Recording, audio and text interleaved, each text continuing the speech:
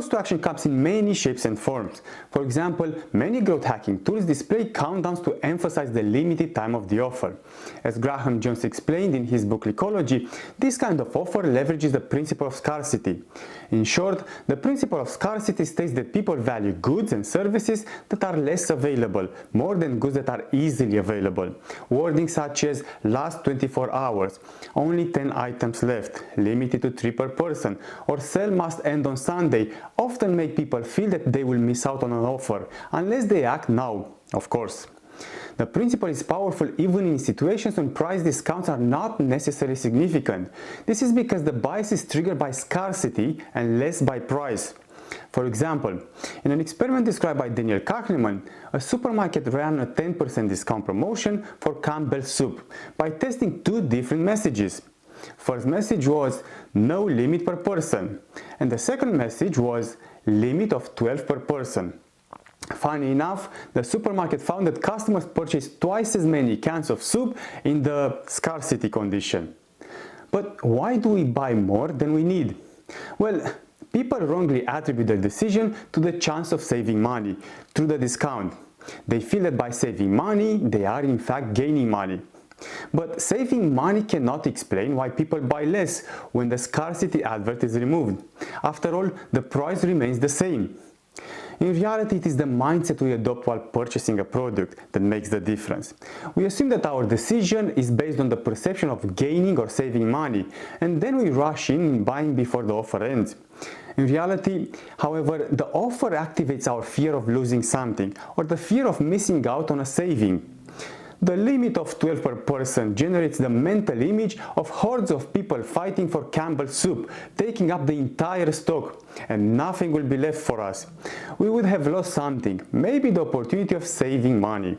Of course, the automatic system won on detecting the imminent danger of missing out on the very last discounted cans of Campbell's soup in the universe, jumps into action and impulsively purchases the product. In brief, the opportunity of saving money ranks lower than the fear of losing out on the offer.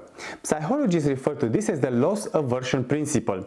The alternative of possibly losing out is cognitively more painful than the pain we feel when giving our money to make the purchase. Another simple example of this principle is an experiment described by Daniel Kahneman in his book Thinking Fast, Thinking Slow.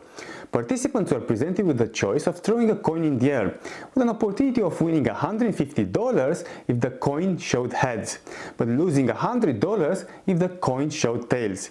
So, what do you think they choose? Well, surprisingly for most people, the fear of losing $100 was much larger than the opportunity of winning $150, so they refused to toss the coin. In fact, Kahneman shows that the average loss aversion ratio, calculated in several experiments, was between 1.5 and 2.5. Now, back to our Campbell's soup example. People bought twice as many cans when fearing they would miss out on the promotion. In this case, the loss aversion ratio was 2:1. In addition, scarcity has another unexpected impact on perceptions of quality. In one experiment carried out by psychologist Stephen Warhol, he confirmed that the scarcer the product is, the more positive our attitude towards the product is too. Basically, the lower the availability of the product, the better we think the product is. Warhol asked two groups of subjects to rate the quality of a cookie. One group received a jar of 2 cookies, which is the scarcity condition, while another group received a jar of 10 cookies, which is the abundance condition. As you probably guessed, people in the scarcity condition rated the cookies as being far tastier than the abundance group. To sum up, and to quote Robert Cialdini, who described this experiment, not only do we want the same item more when it is scarce, we want it most when we are in competition for it. In the case of the 2-cookie jar, a larger group of people were competing on a very limited number of cookies. Finally, marketers leverage scarcity to induce a feeling of regret in their audiences.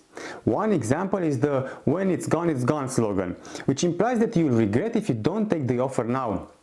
And it does work, because many studies, described once again by Daniel Kahneman, found that when people are reminded of the possibility of feeling regret for not taking an action, their behavior reflected an increased preference for conventional options. It also induces a preference for leading brands versus generic products. Okay, that's it for the time being. Thank you for watching and I will see you soon.